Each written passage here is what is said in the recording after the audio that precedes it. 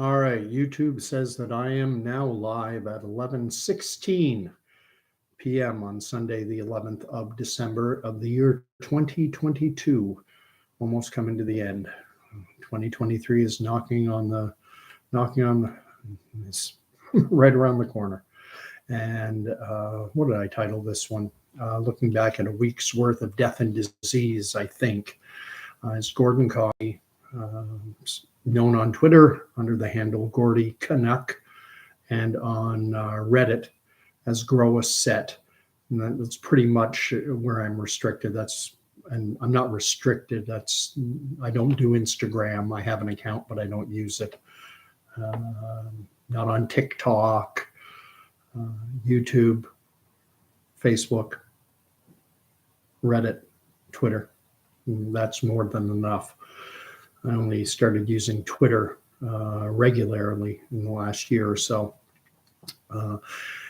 I see I've had a couple people coming in. If you want to chat, the chat is open. I enjoy engagement. So if you want to comment on anything, please do. Do note that chat replay is on, meaning that if anyone watches it afterward, they can see the comments.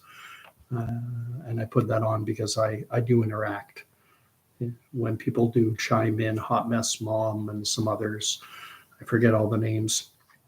Anyway, I'm just looking back at the last week. These are stories that have come up in the last week. I was going to be doing these Saturday nights around this time. And yesterday I was just tired. I crashed out early. I'd worked 9 hours Saturday, and I was just tired.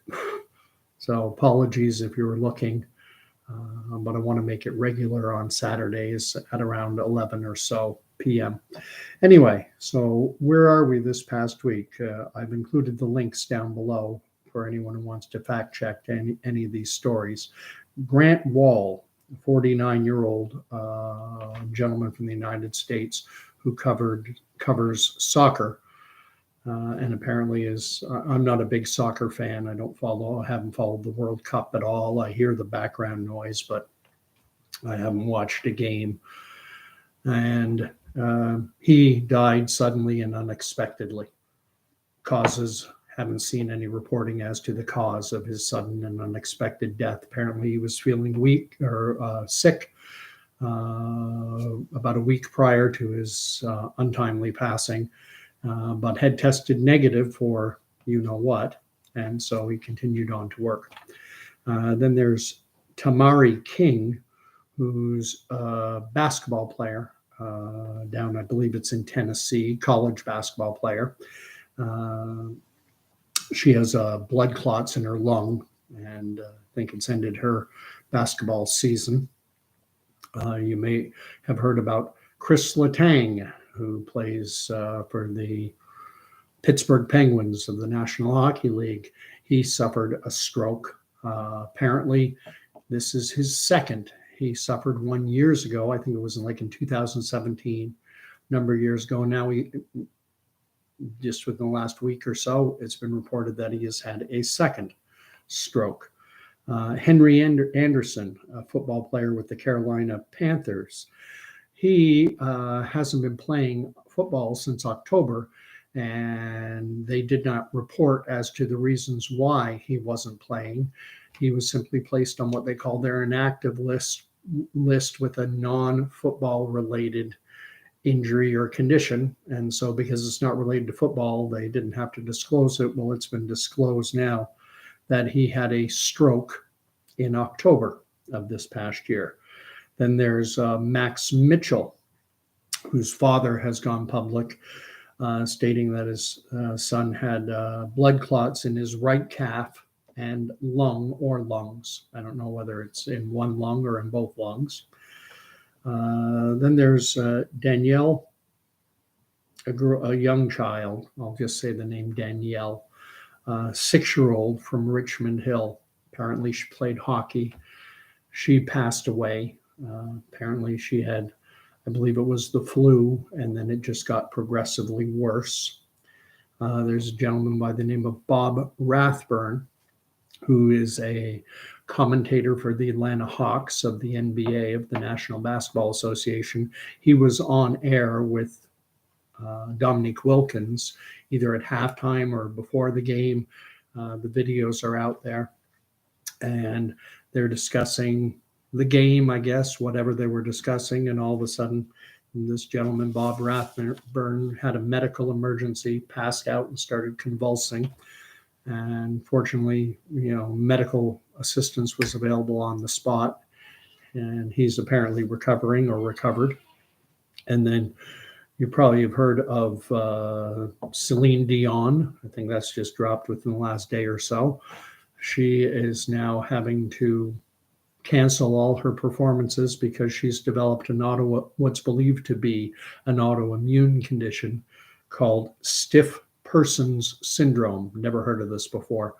I read a little bit on it. Apparently, they speculate that stiff person syndrome is a person's immune system starts attacking healthy cells, and it can lead to this stiff person's syndrome. You can read up more on it on your own if you like. Just so many of these stories happening now, and this is, as I say, just in the past few days, in the last week or so. And it's not an exhaustive list. There are more. I could have included more, but I decided to stick with individuals who are, for the most part, prominent. And it struck me, there's an article that dropped in the Washington Post that I've seen shared publicly on a site called Democratic Underground. And the story was published on December 9th under the headline, "We're Living in Virus Hell, Adults, Parents, and Kids." The parents are not well. Wasn't this... Wait, we're living in virus hell. The kids are sick. The parents are not well. Wasn't this year supposed to be easier? The first positive corona test in our household occurred October 26th, and in the beginning, we were fools who believed it might be over fast. My husband was quarantined in the basement. Perhaps the rest of us would be spared. 5 days later, I tested positive. Then our preschool-age daughter did. Then our toddler was diagnosed with RSV, which developed into a terrible cough, which turned out to be pneumonia. After 20 days trapped at home together, during which time my children started referring to their Pedialyte ice pops as ice lollies because they'd watched 4,000 episodes of Peppa Pig, my son at last returned to daycare. He lasted 2 entire days before contracting a new virus. This one accompanied by the sudden appearance of hideous red welts all over his body, which sent him to urgent care just before midnight. Over 3 weeks, we'd gone from bad to worse to biblical. Wasn't this year supposed to be better? And you can search up that article yourself. It's "We're Living in Virus Hell, Adults, Parents, Kids." And it just struck me that at the beginning in March of 2020, when so many deaths were being reported, overwhelmingly they were happening in long-term care, nursing care, hospice type situations, places where people go when they're at the end of natural life expectancy and require levels of care which are just too intensive for people to deal with, for family to deal with at home. And so quite often the gut-wrenching decision is made to place a loved one into a long-term care, hospice, nursing home, assisted living type environment. And it gets back to the point that I've made before with respect to context. At the beginning, there was no context being given. And so we were told that without even having to be told, it was being programmed that this was abnormal, that the level of death and disease happening predominantly in long-term care was outside of the norm. And interestingly, I belong to the Christian Reformed Church, which publishes a magazine. It's called The Banner. It's available online and in print. And In February of 2020, so before the world went crazy, February 2020, we were told not to be overly concerned about COVID. It was um, a mild little bug and didn't transmit very easily. And we didn't even have, if someone coming back from Wuhan, China with a positive confirmed case didn't even have to quarantine because, the experts knew. And there was this article published in the Banner. I'm just going to read a bit of it. It's written by someone who is a chaplain at a hospice unit, Eric Verhulst. In the hospice unit, I stood out opposite one of our nurse aides, indicating one of the rooms. She said, "I think he'll be next." We lost 5 the first week of August, but only 1 the second week. 3 more are actively dying as I write this. 1 of them won't make it to the weekend. The other 2 will probably not see another Wednesday. This is our normal. Quote, "He'll go quick once he starts." Another quote, "He's a fighter. He'll probably still be here on Monday."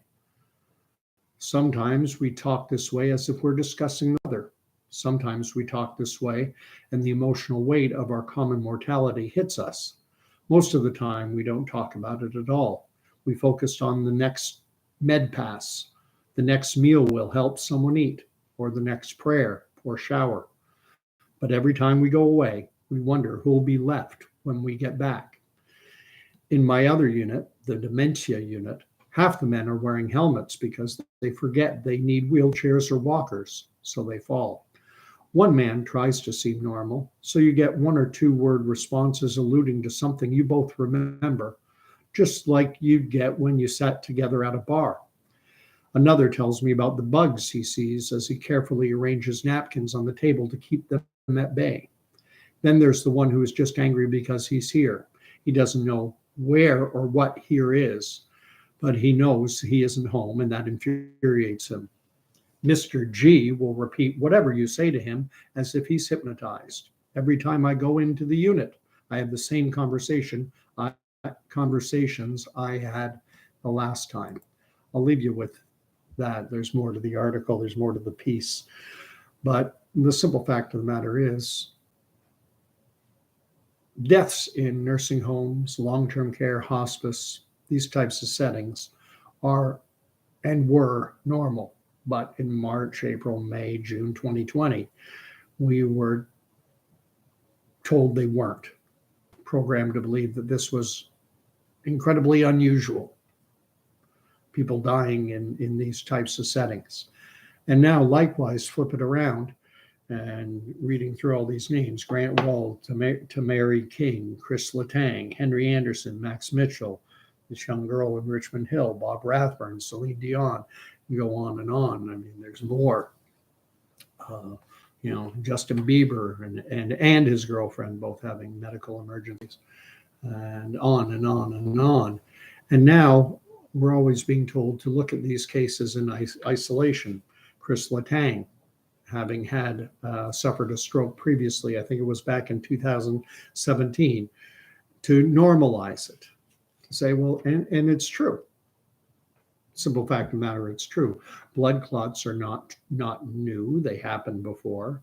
Strokes are not new. They happened before. Heart attacks, premature deaths are not new. They happened before. But did they happen to the same degree in years previous that they're happening over the last year or so? Is there an increased incidence now? And we're never going to get an answer from the mainstream. The mainstream is never going to come out and say, because of the dots that we will connect, that people may invariably, and I would say unquestionably, people will connect the dots in that case more easily. And so instead, we're programmed to think that this is normal, that, autoimmune conditions all of a sudden springing up among so many prominent individuals, that nothing to see here, folks.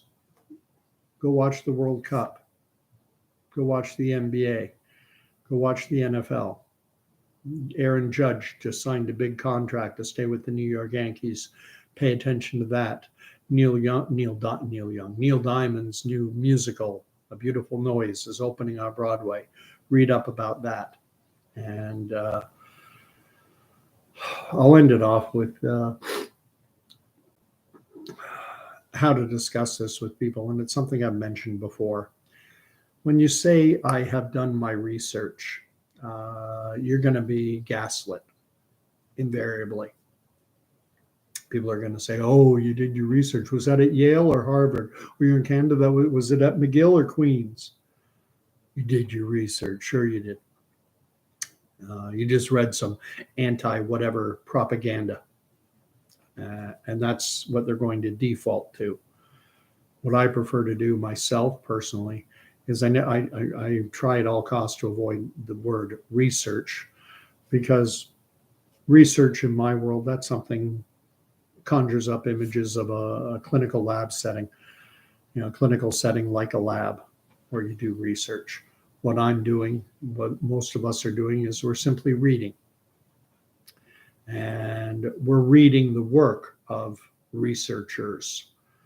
And the only thing is, in medical science, consensus is rare, especially with something relatively new that hasn't been around for years and years or decades. And differences of opinion are common. So there's nothing wrong with reading all sides. And the powers that be have done a tremendous job at censoring, deplatforming, and even slandering those who dare to go off script, who dare to question the mainstream narrative. And I can name countless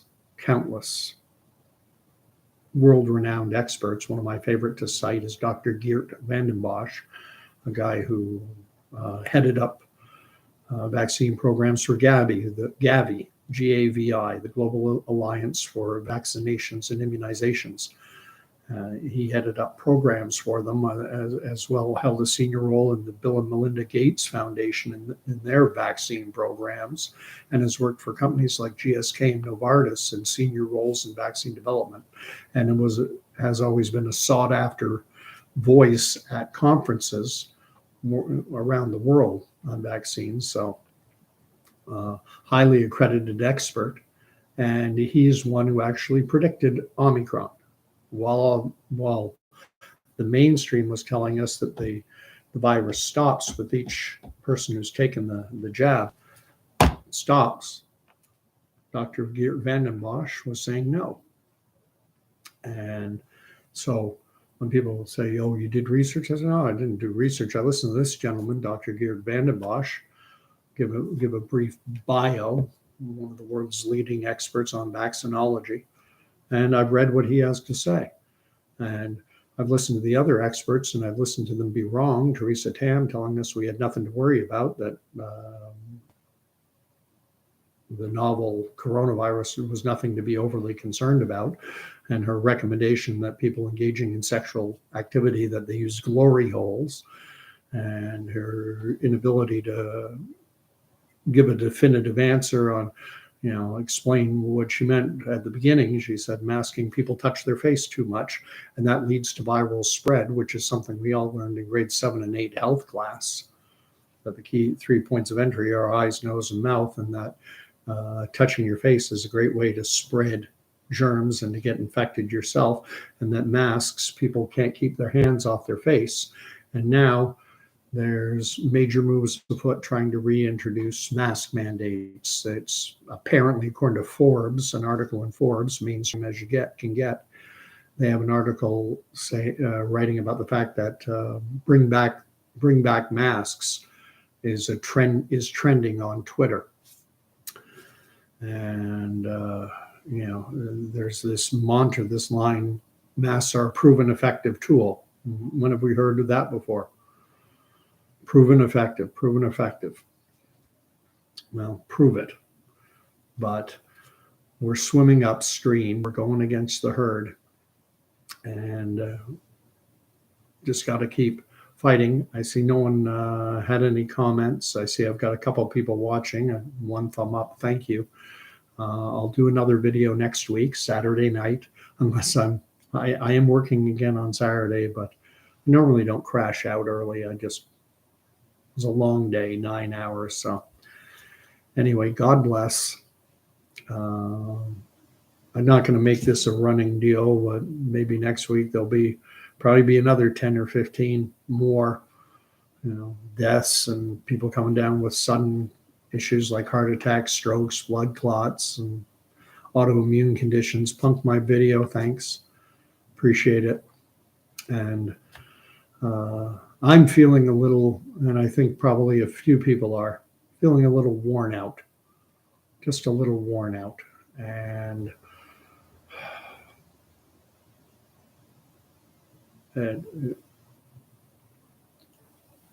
I think we're fooling ourselves if we think we're going back to the way that things used to be, that all of a sudden the world is going to wake up. And I think we're in for some hard times. My little part of Ontario, Canada, I just had my wife read to me the forecast for the coming week, but it looks like we're going to have a week of sub-freezing temperatures. And I've done videos before talking about how all the research into why viral pathogens spread at higher rates in colder weather. The primary driver was shown in a 2015-2017 article published by BBC. They were talking to actual researchers who found that when the air humidity goes down, viral infections go up, and you can practically lay the graphs one on top of the other. So the temperature drops, and meaning the air humidity drops. So there's less moisture in the air. And then, boom, lockstep with that happening, viral infections spike. And so I think this is really the first week-long period in my, southern Ontario, where we're going to be sub-zero Celsius. It's below 32 Fahrenheit if you're an American. We're going to be in freezing cold temperatures. Air humidity will drop. Viral pathogens, aerosols linger in the air far longer, hours. And in that article in the BBC, it even said days. And there was an article that came out recently that tried to suggest that the reason people get sick is because your nasal passages are cold. Seemed to me to be an article designed to encourage mask wearing. Wear like a scarf over your nose, a little warmer over your nose, as if that will help. All I know is that no matter how bad things get, they'll say that if everyone was forced to wear a mask, that things wouldn't have been as bad. And then if they were to bring in masks, if they do end up bringing in mask mandates again, no matter how bad things are, they'll say, well, they would have been worse without the masks. It's heads they win, tails we lose. And try and combat the mainstream narrative. Again, you're swimming upstream, you're going against the herd. Anyway, God bless everyone. Thanks for watching. If you like. If you want to subscribe. I'll see you again in a week unless something major happens. Good night, all.